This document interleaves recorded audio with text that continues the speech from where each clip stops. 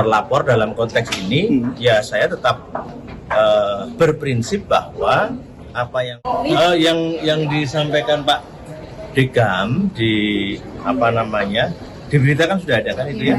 Ya memang betul, memang seperti itu. Ini karena pernyataan yang Partai Coklat atau mungkin ada yang berbeda lagi Pak terkait yang dibilang intervensi cawe-cawe?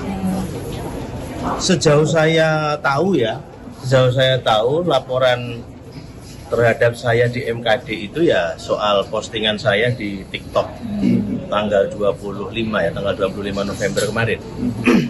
Ya, responnya Bang, melihat ini kan ada juga beragam reaksi terkait dengan adanya pelaporan TMKD ini, ada bentuk otoriter dan sebagainya atau pembukaman terhadap anggota DPR. Tanggapannya sebagai terlapor nih Bang, melihat fenomena ini Bang? Kalau saya menganggapnya ini kan sebagai mekanisme yang wajar, itu ya yang pertama. Dan saya sebagai terlapor dalam konteks ini, ya saya tetap berprinsip bahwa apa yang saya tayangkan itu ya seperti itu, dan saya akan mempertahankan itu di sidang besok. Saya akan beri penjelasan di sidang besok. Itu akan pukul berapa kalau pagi? Besok saya 14.30. Tapi merasa nggak sih kalau itu pernyataan abang ini melanggar Kode etik? Atau Oh enggak. Merupakan hoax gitu kan? Enggak. Kan dari Komisi 3 bilang kalau partai itu adalah hoax. Enggak, sekarang begini. Kalau teman-teman itu mengikuti dari awal sampai akhir postingan saya, yang paling penting di situ yang harus dilihat apa? Saya nggak menyatakan pendapat apa-apa loh di situ. Saya cuma mengatakan, ini ada berita dari podcast Bocor Alus seperti ini loh. Itu kan tayangannya panjang yang Bocor Alus. Nah, yang saya lakukan saya paraphrase kan, sehingga jadi pendek gitu. Inti dari podcast Bocor Alus itu seperti ini, kan gitu. Lalu saya meminta kepada polisi klarifikasi.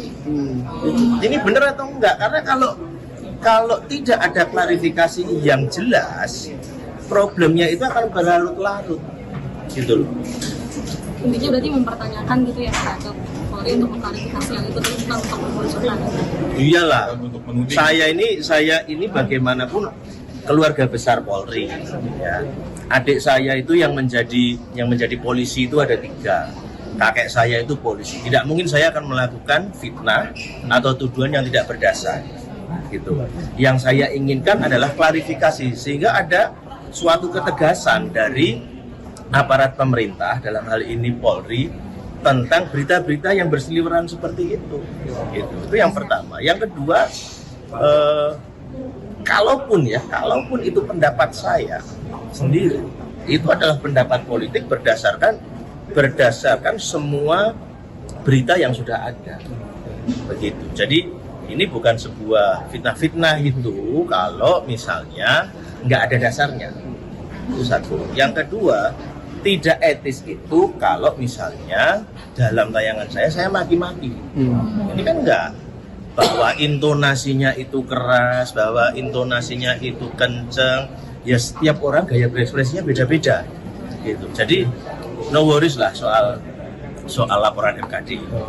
Berarti intinya siap untuk mengklarifikasi dan menjelaskan. Siap, iya. Berarti buktinya bukan nanti cawe-cawe dari Partai Coklat ini apa, tapi lebih ke video dari Bocor Alus itu dan tujuan dari postingan abang berarti ya? Iya dong. Kalau mau tanya tentang bukti adanya cawe-cawe baik institusi kepolisian dalam pilkada kemarin bukan wilayah saya.